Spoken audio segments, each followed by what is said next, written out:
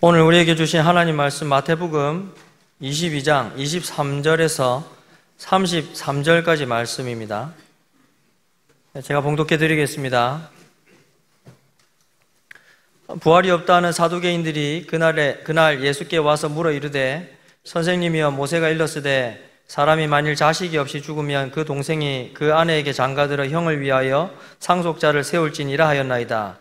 우리 중에 7형제가 있었는데 마지가 장가들었다가 죽어 상속자가 없으므로 그 아내를 그 동생에게 물려주고 그 둘째와 셋째로 7째까지 그렇게 하다가 최후에 그 여자도 죽었나이다. 그런즉 그들이 다 그를 취하였으니 부활 때에 7 중의 누구의 아내가 되리까? 예수께서 대답하여 이르시되 너희가 성경도 하나님의 능력도 알지 못하는 고로 오해하였도다. 부활 때에는 장가도 아니가고 시집도 아니가고 하늘에 있는 천사들과 같으니라. 죽은 자의 부활을 논할진대 하나님이 너희에게 말씀하신 바 나는 아브라함의 하나님이요 이삭의 하나님이요 야곱의 하나님이로라 하신 것을 읽어보지 못하였느냐? 하나님은 죽은 자의 하나님이 아니요 살아있는 자의 하나님이시니라 하시니 무리가 듣고 그의 가르치심에 놀라더라. 아멘. 오늘은 예수님의 부활을 기념하는 부활절입니다. 예수님의 부활은 예수님이 우리를 대신해 죽어주신 하나님의 아들 메시아시라는 사실을 증명하는 사건이고 또한 우리의 죄가 다 용서되었다는 사실을 확증하는 사건이기도 합니다. 예수님 우리 대신 죽어 우리의 모든 죄가 다 용서되었기 때문에 그래서 예수님은 사망에 매여 있지 않으시고 이제 풀려나 부활하신 것입니다. 그런데 예수님의 부활은 단지 예수님만의 부활로 끝나는 것이 아니라 예수를 믿는 우리 모두의 부활을 예고하는, 그래서 예수님의 부활은 첫 열매고 그 다음에 우리의 부활은 줄줄이 이어서 맺는 열매들인 것입니다. 그래서 오늘은 예수님의 부활의 결과로 우리가 누리게 되는 우리의 부활에 대해서 한번 생각해 보기를 원합니다.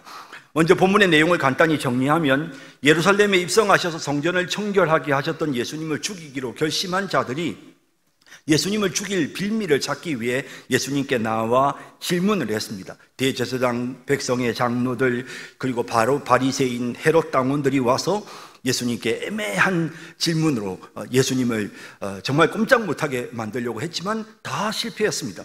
다음으로 사두개인들이 예수님을 찾아와서 사두개인들이 예수님께 질문하는 내용이 본문에 기록되어 있습니다. 사두개인들은 다윗 시대의 대제사장이었던 사독의 후손들과 또 그들의 추종자들로 구성된 그런 집단인데, 사두개인들이 당시에 성전과 제사와 관계된 아주 막강한 권한을 갖고 있어서 성전에서 발생하는 모든 이권들을 이들이 독식하는 그런 위치에 있었던 것입니다. 또한 그 당시에 로마의 지배하에 있었음에도 불구하고 실제 유대인들에게 가장 강력한 힘을 가졌던 의결기관이 사내들인 공회였는데요, 이 사내들인 공회의 주 멤버들이 바로 이 사두개인들이었던 것입니다. 그러니 사두개인들은 정치적으로나 경제적으로나 유다 사회에 있어서 정말 최상의 자리에 있었던 권력자들이라고 할 수 있습니다. 이런 이유로 사두개인들은 세속화되어 버렸습니다. 부와 권력에 물든 현실주의자들이 되고 만 것입니다. 그들은 이 땅에서 삶이 풍족했기 때문에 내세보다는 현세의 삶에 초점을 맞추고 살았습니다. 그들은 세상이면 족하다고 생각했고 굳이 내세가 필요하지 않다고 생각했습니다. 거기다가 39권 구약 성경 중에서 그들은 모세오경만을 하나님의 말씀으로 믿었는데 마침 모세오경인 창세기, 출애굽기, 레위기, 민수기, 신명기 이 5권의 성경에는 부활에 대한 언급도 없는 것입니다. 그래서 그들이 이제 부활을 부정하게 되는, 그들이 부활과 내세를 믿고 싶지 않았는데 마침 모세오경에도 이 부분에 대한 언급이 없으니 그래서 그들은 부활도 천국과 지옥도 하늘에 있는 상급도 천사와 같은 눈에 보이지 않는 모든 영적 세계들을 다 부정하고 그저 신앙생활이란 이 땅에서 윤리적으로 도덕적으로 바르게 사는 것이다 라고 이렇게 생각하는 정도로 신앙생활을 했던 것입니다. 이들은 예수님을 공경에 빠뜨리기 위해서 어려운 질문을 준비해가지고 왔는데요. 그것은 바로 이 부활과 관계된 문제였습니다. 특히 고대 이제 그 근동에는 계대 결혼법이라고 하는 것이 있었고요. 또한 율법에도 그 계대 결혼법에 대한 내용이 기록되어 있습니다. 집안의 대를 잇기 위해서 큰 형이 아이를 낳지 못하고 죽으면 동생이 형의 아내와 결혼해서 형의 아들을 낳아주는 제도였습니다. 자, 이런 제도에 따라서 지금 이제 이 사두개인들이 부활을 부정하기 위해서, 부활을 믿는 예수님에 대해 공격을 하기 위해서 애매한 질문을 만들어 가지고는 예수님께 묻습니다. 큰 7 형제가 있었습니다. 그런데 큰 형이 아들이 없이 죽었습니다. 그래서 둘째가 큰 형수와 결혼을 했는데 그만 둘째도 아들 낳지도 못하고 죽었습니다. 그래서 셋째, 넷째, 다섯째, 여섯째, 7째 형제가 다 그 큰 형수와 결혼을 했는데 결국에는 아들을 낳지 못하고 맨 마지막에는 이 여인도 죽었습니다. 그렇다면 이제 선생님은 부활이 있다고 주장을 하는데, 그러면 죽었다가 다시 부활하면 그러면은 이 여인은 누구의 아내로 살아야 됩니까? 도대체 누구의 부인이 되는 것입니까? 7명이나 되는 남자들하고 결혼을 했으니 누구의 부인이 되는 겁니까? 라고 이렇게 물었던 것입니다.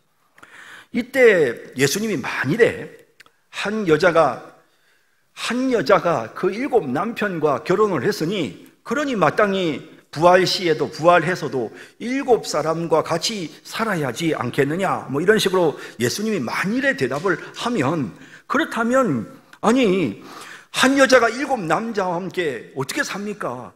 그리고 7이서 서로 분명히 서로 싸울 텐데 한 여자가 7명의 남자를 어떻게 감당합니까? 그게 무슨 천국이고 그게 무슨 부활입니까? 부활이라는 그건 다 인간의 상상이지, 죽으면 끝나고 다 없어지는 게 아닙니까? 인간이 만약에 다시 부활한다면 세상이 얼마나 복잡해지겠습니까? 그런 복잡한 부활을 하나님이 하실 리가 없지 않습니까? 라고 이렇게 주장하려고, 그래서 예수님을 공경에 빠뜨리려고 이제 이런 질문을 한 것인데, 예수님의 대답은 아주 정확하고 또 지혜로웠습니다. 예수님이 2가지 말씀을 하셨는데요, 하나는 이 질문에 대한 대답이었고, 또 하나는 그들이 부활을 믿지 않기 때문에, 또 특히 모세 오경에 나오는 내용 중에서 부활을 말씀하시고 있는 내용을 딱 집어서 예수님께서 부활을 증명하시는 이런 내용이 본문에 기록되어 있습니다. 자, 29절에서 32절 예수님이 대답 한번 다시 볼까요? 예수께서 대답하여 이르시되 너희가 성경도 하나님의 능력도 알지 못하는 고로 오해하였도다. 부활 때에는 장가도 아니 가고 시집도 아니 가고 하늘에 있는 천사들과 같으니라. 죽은 자의 부활을 논할진대 하나님이 너희에게 말씀하신 바 나는 아브라함의 하나님이요 이삭의 하나님이요 야곱의 하나님이로라 하신 것을 읽어보지 못하였느냐? 하나님은 죽은 자의 하나님이 아니요 살아있는 자의 하나님이시니라 라고 이렇게 예수님이 대답을 하니까, 이 대답을 듣고 사두개인들이 꼼짝도 못하고 항복을 하는 그런 내용을 보게 되는데요, 이 예수님의 대답을 살펴보면서 부활신앙을 가진 우리가 그리스도인으로서 어떻게 살아야 하는지를 생각해 보려고 합니다. 첫째는 영적 교만에 빠지면 안 된다는 게 오늘 본문이 우리에게 주는 중요한 교훈입니다. 29절에 보면 예수께서 대답하여 이르시되 너희가 성경도 하나님의 능력도 알지 못하는 고로 오해하였도다 라고 예수님이 그들을 지금 책망하시는 내용을 볼 수 있는 것입니다. 사두개인들은 사실은 성경을 다 안다고 스스로 생각하고 있었습니다. 생각해 보십시오. 그들은 종교적인 또 성전과 관계된 모든 것을 관할하는 아주 소위 종교적 엘리트 계층에 속해 있었던 사람들이거든요.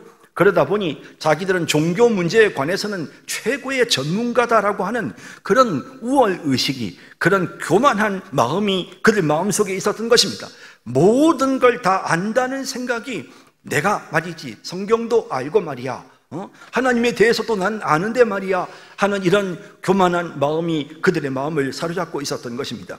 빈 깡통이 요란하다고, 조금 아는 사람이 아는 척하고 말을 제일 많이 하는 법인 것입니다.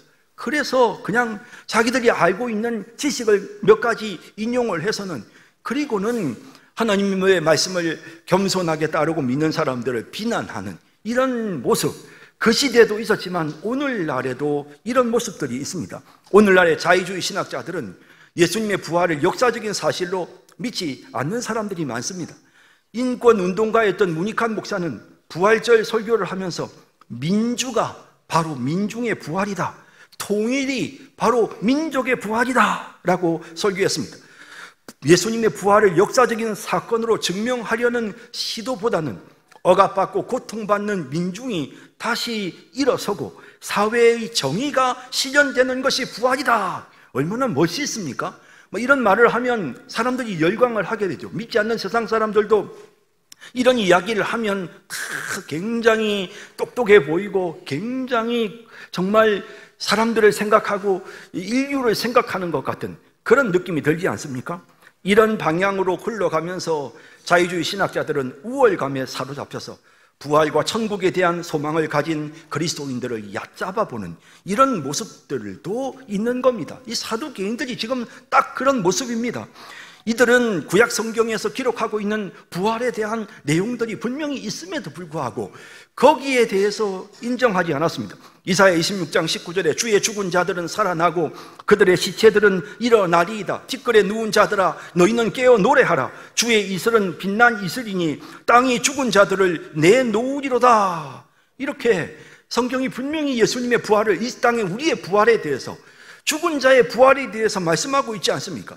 다니엘 12장 2절 3절에도 땅의 티끌 가운데서 자는 자 중에서 많은 사람이 깨어나 영생을 받는 자도 있겠고 수치를 당하여서 영원히 부끄러움을 당할 자도 있을 것이며, 부활에 대한 내용이 분명히 언급되고 있지 않습니까?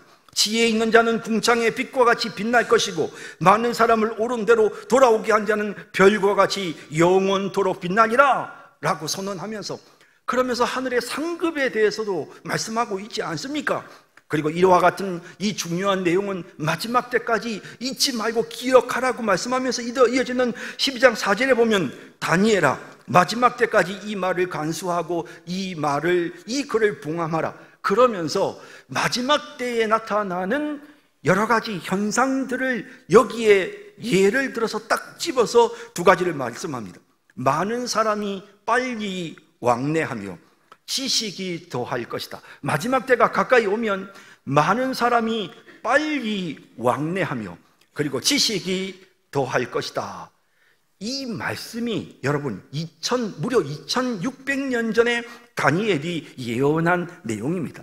사람들이 걸어다니고 고작해야 말을 타거나 나귀를 타고 다녔던 그와 같은 시대에 하나님께서 이렇게 다니엘을 통해서 이와 같은 메시지를, 마지막 때가 되어지면 사람들이 빨리 왕래하게 되어지는, 비행기가 날아다니고 우주로 왕복선이 날아다니게 되고 지하에 지하철이 뚫리게 되고 바다 가운데 도로가 나게 되어지는 이런 일들이, 그래서 정말 빠르게 사람들이 움직이는 이런 시대가 될 것이고 거기에 덧붙여서 지식이 더하게 될 것이다.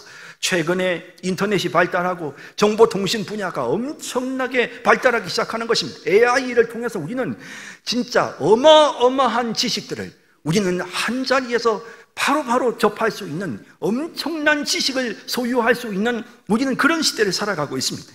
이러한 예언들이 그대로 이루어지고 있고, 그러면서 이 예언과 더불어서 부활에 대한 내용도 분명히 다니엘을 통해서 말씀해 주고 계시는 이런 내용이 본문에 기록되어 있는 것입니다. 이렇게 성경은 곳곳에서 예수님의 부활과 우리의 부활에 대해서, 죽은 자의 부활에 대해서 언급을 하고 있음에도 불구하고 사두개인들은 성경도 제대로 모르면서 더군다나 성자의 몸으로 이 땅에 오신 전지전능하신 하나님을 향하여 공격하는 어리석은 행동을 일삼고 있는 것입니다. 인간이 얼마나 연약한지 어거스틴은 사람들에게 인간의 연약함을 설명하면서 사람들이 자기 지식으로 하나님을 이해하려고 하는 것, 자기 지식으로 마치 모든 걸 다 아는 것처럼 그렇게 다 알겠다고 생각하는, 다 알고 있는 것처럼 생각하는 것은 마치 조그만한 소년이 조개 껍데기 하나를 가지고 바닷물을 다 퍼담겠다라고 생각하는 것과 같은 것이다라고 그렇게 설명을 했습니다. 어떻게 조개 껍데기로 이 바닷물을 다 퍼담을 수 있습니까? 이 많은 이 바닷물을 말입니다. 그런데 그런 생각을 하는 연약한 인간들, 자기가 다 안다는 거죠. 자기는 다 판단하고 있고 자기 생각만 옳다는 것입니다. 이런 교만한 생각을 가지니까 현실주의자가 되고 자신들이 주님 앞에 심판대 앞에 서게 될 것에 대한 생각이 없는 것입니다. 주님, 내가 주님 앞에 심판대 앞에 서게 되는데 주님, 내가 어떻게 살아야 합니까? 주님, 내 모습이 옳습니까? 주님, 내가 지금 바르게 살고 있습니까? 항상 자기 자신을 돌아봐야 되는데 현실에 빠져서 자기가 똑똑하다고 생각하니 변화가 찾아오지 않는 것입니다. 하나님은 이런 자들은 그냥 편하게 살게 냅둬 버리십니다. 스스로 진노를 쌓아서 마지막 날 심판을 받게 하시는 것입니다. 하지만 하나님의 백성들에게는 하나님이 고난을 주십니다. 고난과 괴로움과 역경을 주셔서 그 고난과 괴로움과 역경을 통해서 그 고통과 어려움 속에서 겸손하게 주님을 찾고 하나님을 의지하고, 그리고 주님 언제 오십니까? 우리 주님 언제 오십니까? 주님 우리에게로 와 주소서. 주님 속히 나에게 재림해 주세요. 주님, 내가 주님께로 가기를 원합니다. 이런 소망이 마음속에 생겨나도록 한 것입니다. 여러분, 흑인 연가라고 하는 곡들이 있지 않습니까? 미국의 그 노예로 생활했던 흑인들이 노예 시절에 정말 예수님을 만나고 신앙생활을 하면서 그들이 불렀던 곡들입니다. 우리가 지금 찬송가로 부르는 곡도 많이 있는데요. 뭐 흑인 연가들을 보면요, 대부분이 다 뭐 우리가 아는 곡 중에 뭐 굼바야 마이 로드, 굼바야 굼바야 마이 로드, 굼바야, 뭐 이런 흑인 연가들은 쿰바야란 말을 come by here, 우리 주님 내게로 여기로 좀 와주세요. 주님, 난 너무 고달프고 힘들어요. 오 주님, 마이 로드 굼바야, 나에게로 좀 여기로 좀 언제 주님 재림하십니까? 라는 게 이런 노래들입니다. 흑인 연가 곡들은 보면 이렇게 주님의 재림을 사모하는 곡들이 많습니다. 우리가 부르는 대표적인 곡 중에서 Amazing Grace, 나 같은 죄인 살리신, 이 흑인 연가 중에 한 곡이죠. 거기에도 보면, 거기에도 나 같은 죄인 살리신 뭐 그런 곡인 것 같지만 그 내용을 보면 결국에는 천국에 대한 소망, 우리 주님 나에게로 와 주십시오 라는 그런 가사입니다. 이제껏 내가 산 것도 같이 불러볼까요? 주님의 은혜로 또 나를 장차 본향에 인도해 주시리. 거기서 우리 영원히 주님의 은혜로 해처럼 밝게 살면서 주 찬양하리라. 괴로움과 고통이 밀려오고 그 속에서 하나님 도와주세요, 겸손하게 주님을 의지할 때 그 사람들의 마음속에 부활 소망, 천국 소망이 생겨나게 되는 것입니다. 어떤 경우에도 영적인 교만에 빠지지 말고 항상 겸손하게 우리 주님을 바라보고 천국을 바라보면서 부활 소망을 가지고 살아가는 그런 우리 성도들이 다 되시기를 진심으로 바랍니다. 부활 신앙을 가진 그리스도인의 삶 두 번째는 사랑과 행복의 나라를 바라보며 인내하며 기다려야 하는 것입니다. 부활을 경험하지 못한 우리 입장에서 부활의 상태가 어떨 것인지에 대해서는 사실 이해하기 어렵습니다. 아프리카 저 아마존에서 생활하는 원주민들에게 대도시 생활을 아무리 이해를 시키려고 해도 이해할 수 없습니다. 하지만 가서 보면 아, 이렇게도 사는구나 라는 걸 알 수 있을 겁니다.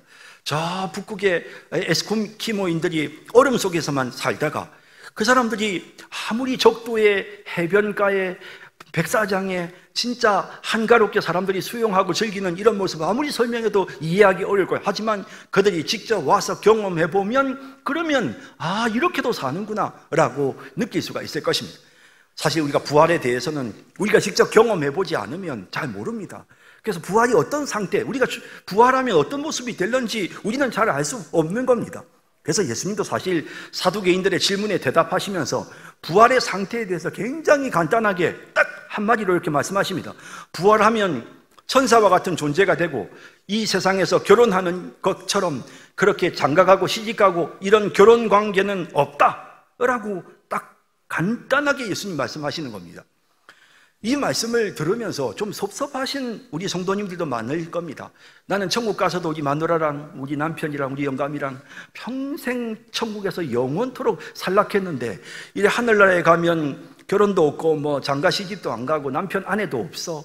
아이고 이 섭섭하다 이런 생각이 드시는 분도 분명히 있을 겁니다. 먼저 이제 배우자를 천국에 보내놓고 내가 빨리 이 땅에서 죽으면 가서 내 배우자를 만날 건데 그렇게 기다리는 분들도 계실 건데 예수님의 이 대답은 좀 섭섭할 수도 있습니다. 물론 또 아주 좋게 생각하시는 분도 있으실 것 같아요. 가끔 저희 어머님도 과거에 저희 부친께서 자기를 섭섭하게 했던 일들을 이야기하시다가는 막 그러다가는 갑자기 막 마음이 상하셨는지 야, 나 죽고 나서거든 절대로 그 옆에 묻지 마라. 네, 그 옆에 묻지 말라고 그렇게 이제 말씀하시기도 하거든요. 뭐 그런 걸 보면 사실 어떤 분들은 뭐 이게 뭐 그렇게 크게 대수롭지 않게 느껴질 수도 있지만 어떤 사람들은 또 크게 느껴질 수도 있고 뭐 하여튼 그럴 것 같습니다. 그런데 여러분, 성경이 우리에게 말씀하시는 것은 하나님이 우리의 남편이 되시고 하나님이 우리의 아버지가 되시는 거예요. 하나님이 정말 우리와 함께 계시는 거예요. 천국은 너무너무 아름답고 행복해서요. 그래서 누가 우리를 돌봐야 되는 그런 필요가 없는 겁니다. 사실 여러분, 이제 결혼이라고 하는 게 말이죠. 아담이 외로워서 하나님이 그를 위해서 하와를 만들어 주시는 거잖아요. 천국에는 외로움이 없어요. 우리가 죽고 부활하면 그다음부터는 우리에게 외로움이라는 게 전혀 없단 말이죠. 그리고 죽음이 없기 때문에 계속 생육하고 번성해서 자식을 낳아야 될 필요도 없습니다. 천국에는요. 그러니 우리가 굳이 남녀 관계가, 결혼 관계가 별로 필요하지 않습니다. 더군다나 우리는 천국 가면, 우리가 이 땅에서 눈 감아 부활하면, 그러면 우리의 모습은요, 완전히 어떻게 되느냐 하면 예수님의 영광스러운 모습으로 바뀝니다. 요한일서 3장에도, 고린도후서 3장 18절에도 그런 내용이 나오는데요. 우리의 모습이 예수님의 영광스러운 모습으로 바뀐다는 거예요. 그래서 여러분들이 이 땅에서 눈 감아서 부활하면, 그러면요, 여러분 꼭 기억하세요. 여러분 천국 가면, 천국에는 까칠한 인간이 하나도 없습니다. 천국 가면 보기 싫은 인간이 하나도 없습니다. 다 사랑스럽습니다. 무례한 인간도, 교만한 인간도, 이기적인 인간도, 미운 인간도 없단 말입니다. 모두가 다 사랑스럽습니다. 그러니 여러분 얼마나 천국에서의 생활이 재미있겠습니까? 만약에 이게 부부 관계가 있으면 말이죠. 그래서 또 이렇게 뭐 가족 관계 이런 게 있으면, 야, 우리가 천국에서도 우리 집안 식구들이 똘똘 뭉쳐야 된다. 모이자, 뭉치자. 어디까지 모셔야 됩니까? 5대, 6대, 7대 막 위로 막 올라가. 고조 할아버지, 증조 할아버지 막 다, 야, 이 집안이 너무 많은데 그분들도 보니까 또 막 옆에 너무 많아.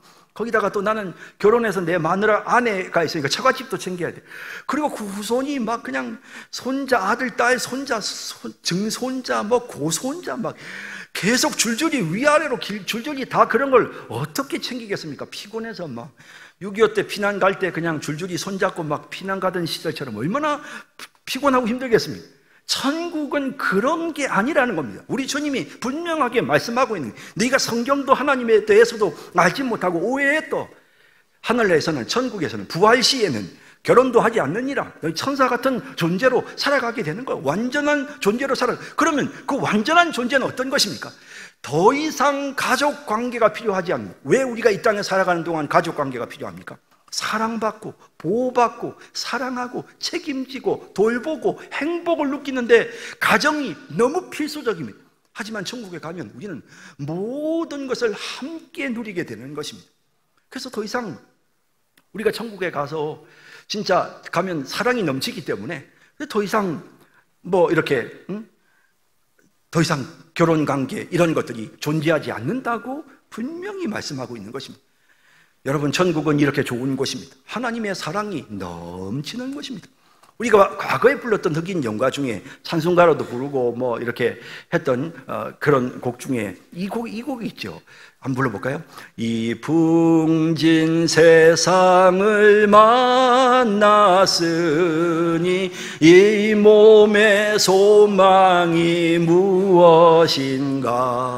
믿음과 소망과 사랑 중에 제일은 사랑이라. 바로 천국은 이 사랑이 넘치는 곳이다 이 말입니다. 그러니 그 천국의 그 사랑이 넘치는 곳을 생각하니 이 땅에서 힘들고 어려운 거 참을 수 있는 겁니다. 로마서 8장 18절에 생각하건대 현재의 고난은 장차 우리에게 나타날 영광과 비교할 수 없다. 고린도서 4장 17절에 우리가 잠시 받는 환난에 경한 것이 지극히 크고 영원한 영광에 중한 것을 우리에게 이루게 함이니 우리가 주목하는 것은 보이는 것이 아니요 보이지 않는 것이니 보이는 것은 잠깐이요 보이지 않는 것은 영원하다. 그래서 우리는 그 천국을 마음속에 소망합니다. 또 모세는 히브리서 11장 26절에 그리스도를 위하여 받는 수모를 애굽의 모든 보화보다 더 큰 재물로 여겼으니 이는 상 주심을 바라봅니다 라고 말씀하고 있는 것입니다.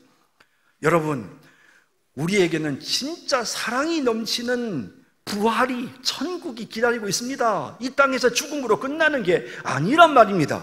그러니 이 땅에서 좀 힘들고 어려워도 참고 인내하며 사랑이 넘치는 천국을 기다리며 살아가는 그런 우리 모두가 되기를 진심으로 바랍니다. 부활신앙을 가진 그리스도인의 삶 마지막 세 번째는 하나님이 영원히 나의 하나님이심을 믿어야 합니다. 자, 여기 예수님 대답하신 내용 보세요. 여기 31절 32절에 죽은 자의 부활을 논할진대 하나님이 너희에게 말씀하신 바 나는 아브라함의 하나님이요. 여기 이게 중요합니다. 이 시제가 중요합니다. 나는 아브라함의 하나님이었고가 아니고 이다는 거예요. 이삭의 하나님이다는 거예요. 야곱의 하나님이다라는 겁니다. 이 내용이 어디에 나오는 거냐면 출애굽기 3장 6절에 떨기나무 불꽃 가운데서 하나님이 모세에게 나타나셔서 말씀하시는 거예요. 모세가 이 말씀을 하나님께 들을 때에 그 당시에 이미 야곱은 죽은 지 400년도 넘었습니다. 아브라함은 더, 야곱은 더, 이삭은 더 오래됐겠죠. 그렇게 수백 년 전에 이미 죽은 사람들을 하나님이 뭐라고 말씀하시냐면 출애굽기 3장 6절을 볼까요?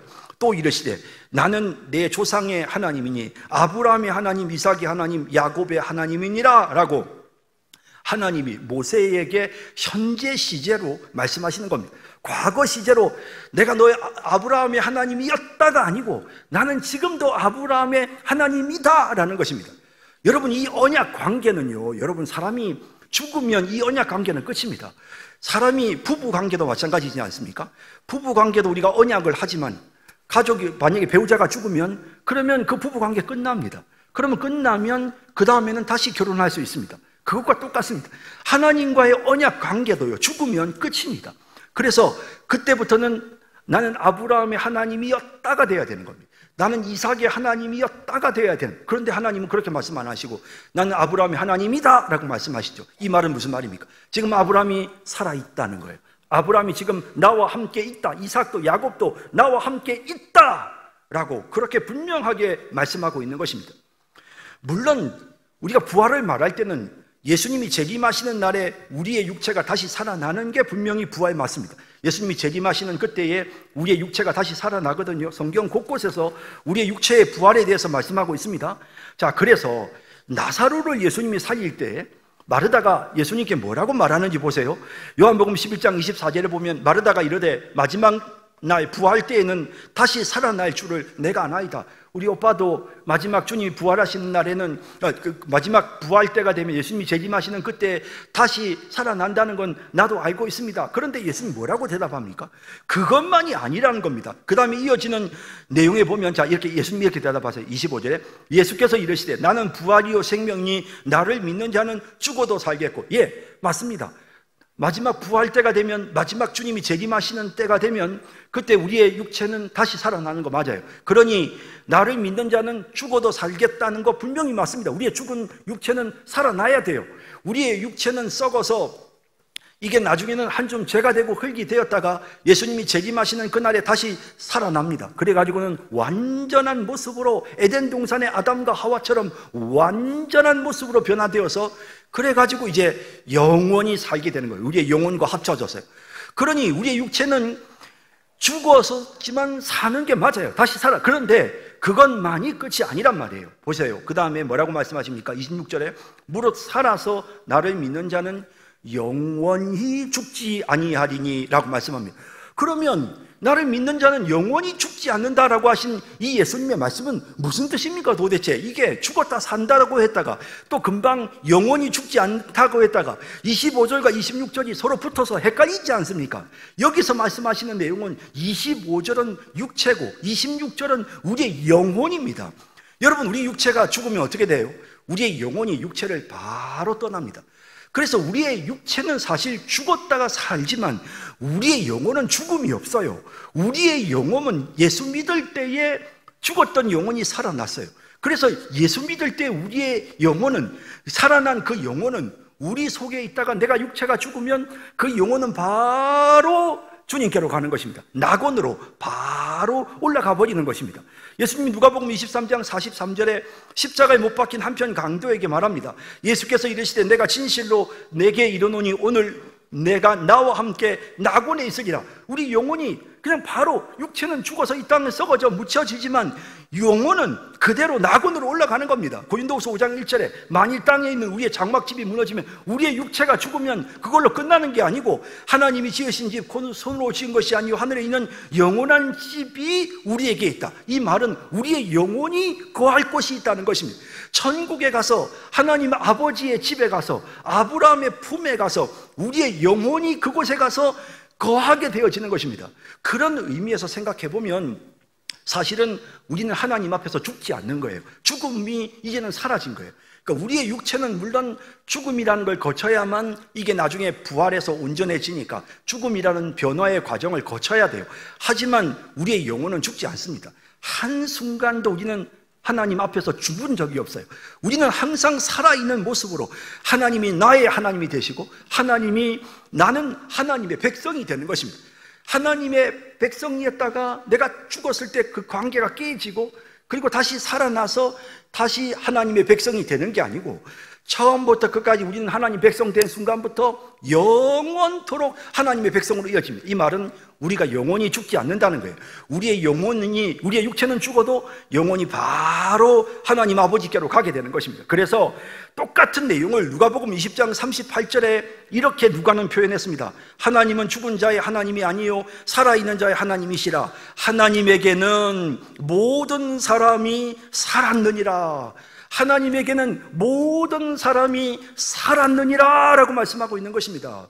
여러분, 우리는 죽지 않아요. 우리의 영혼은 죽지 않아요. 여러분, 우리의 육체는 이 새로워져야 되기 때문에 변화의 과정을 거치기 위해서 땅의 흙으로 돌아갔다가 다시 회복이 되어 부활하지만 우리의 영혼은 죽지 않아요.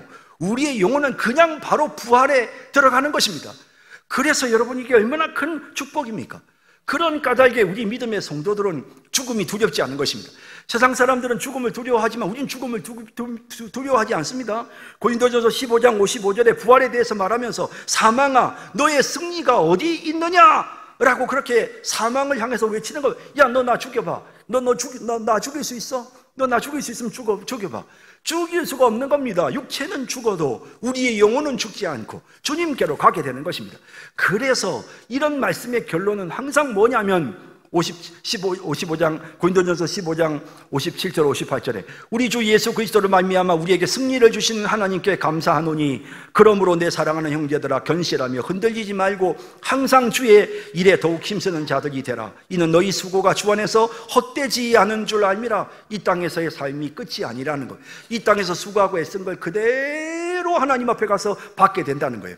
요한계시록 14장 13절 또 내가 들으니 하늘에서 음성이 나서 이르되 기록하라. 지금 이후로 주 안에서 죽는 자들은 복이 있습니다. 우리는 주 안에서 죽어요. 주 안에서 죽으면 복이 있다 하시며 성령이 이르시되 그러하다. 그들이 수고를 그치고 쉬지니 이는 그들의 행한 일이 따름이라 하시도록. 이 땅에서 수고하고 이 땅에서 애쓴 그 모든 것 이제 됐다 수고했다. 우리가 이 땅에서 눈 딱 감는 순간 우리의 영혼이 바로 죽음을 거치지도 않아요. 우리 영혼은 바로 주님께로 갑니다. 그래서 주님께로 가서 쉼을 누리게 되고 그들이 행했던 그동안 수고하고 애썼던 걸 주님이 다 갚아주시는 것입니다.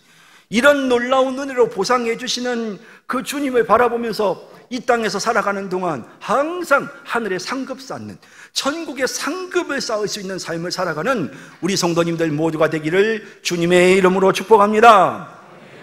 사랑의 주님, 오늘 말씀을 통해서 정말 이제 우리에게 부활이 있다는 사실을 깨닫게 해주시고, 우리의 상태가 어떻게 되는지, 육체의 죽음 이후에 우리의 영혼이 어떻게 되며, 또 예수님이 재림하실 때 우리의 육체가 어떻게 되는지 하나님이 이 부활의 기쁨을 우리에게 알게 해주시고, 이제 더 이상 죽음을 두려워하지 않는 우리의 인생이 되었고, 천국의 소망이 있는 우리의 인생이 되었사오니 이 땅을 살아가는 동안 하늘의 상급 쌓는 우리들의 인생 되게만 하여 주옵소서. 주님, 이 시간 저희들이 성찬 예식을 거행하고자 하오니 이 예식을 통해서 우리에게 은혜가 넘치게 하여 주옵소서. 우리 주님 주신 풍성한 은혜를 경험하는 영광스러운 이 시간이 되게 하여 주옵소서. 예수님의 이름으로 기도드립니다. 아멘.